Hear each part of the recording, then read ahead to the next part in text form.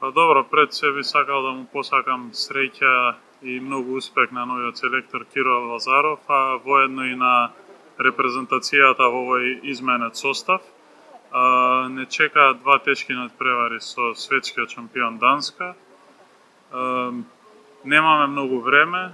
Мислам дека до понеделник ќе бидеме сите соберени и ќе треба максимално тие неколку тренинзи да ги искористиме за воигрување, а воедно и остварување најверојатно на новите идеи на селекторот.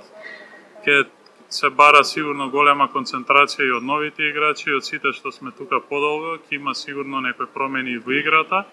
Тука сме да го дадеме максимумот и се надевам дека ќе прикажеме добри игри во наредните два меча. Па можам да кажам дека за сите беше ова првенство едно предупредување, бидејќи можеа сите да видат дека не бевме на посакуваното ниво. Се надевам дека сите си ги имаат анализирано своите грешки, дека ќе го подобрат својот перформанс за разлика од светското првенство.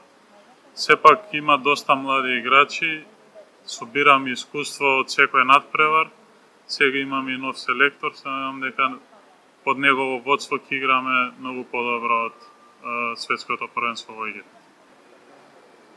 Па, не знам, ја не би коментирал, секако знаеме со каков противник ќе имаме работа.